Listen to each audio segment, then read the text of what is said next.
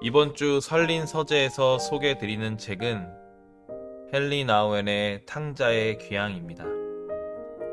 목회자이자 대학 교수였던 나우엔이 렘브란트의 그림 탕자의 귀향을 통해 그리스도인으로서 점점 성숙해 나가는 여정을 담은 책입니다.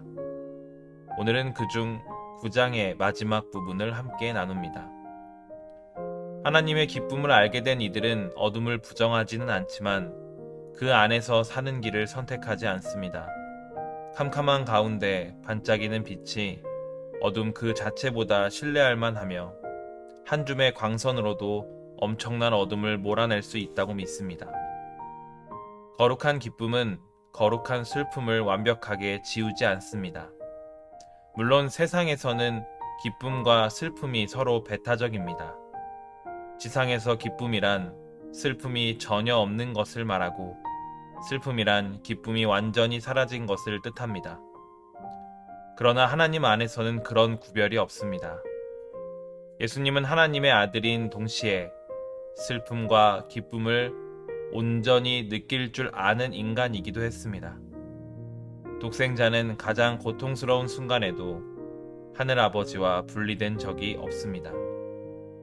아버지와 아들의 기쁨이 하나라는 사실은 그것만 봐도 알 수 있습니다. 하늘아버지로부터 버림받았다고 느끼는 순간에도 성부와 성자의 연합은 깨어지지 않았습니다. 하나님의 기쁨은 곧 아들의 기쁨이었습니다. 그리고 두 분의 기쁨은 내게도 주어졌습니다. 예수님은 친히 누리시는 바로 그 기쁨을 나도 맛보기를 원하십니다. 집으로 돌아와 하늘아버지와 더불어 사는 자녀로서 이제는 하나님께 속한 기쁨을 모두 내 것으로 당당하게 주장할 수 있습니다.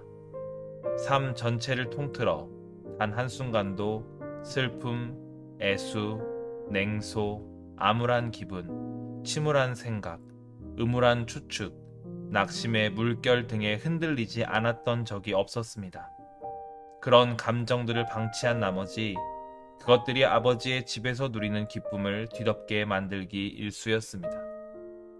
하지만 자신이 벌써 집에 돌아와 있으며 아버지가 이미 겉옷과 반지와 신발로 단장해 주셨음을 확실히 믿는다면 마음의 얼굴에서 슬픔의 탈을 벗어버리고 참된 자아를 헐뜯는 거짓말을 몰아내며 거룩한 자녀들에게 주어진 내면의 자유를 가지고 진리를 외치는 일은 얼마든지 가능합니다.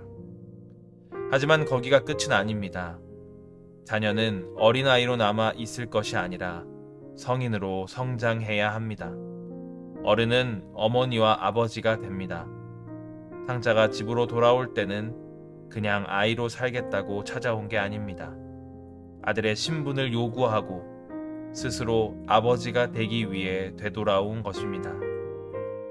집에서 본래의 신분을 되찾고 새 출발하라는 아버지의 초대를 받고 돌아온 자녀가 이제 감당해야 할 도전, 소명은 스스로 하늘 아버지처럼 되는 겁니다.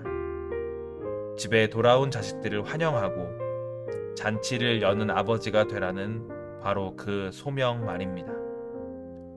아들의 신분을 되찾았다면 이제는 아버지의 직분을 감당해야 합니다.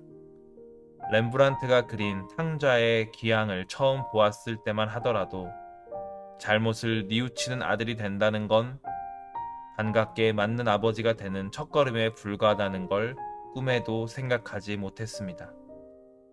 지금은 용서하고 화해하며 치유하고 잔치상을 내미는 두 손이 바로 내 것이어야 한다는 사실을 잘 압니다. 그러므로 렘브란트의 탕자의 귀향을 오래도록 묵상한 끝에 도달한 결론은 간단하고도 분명합니다. 이제는 아버지가 되어야 합니다.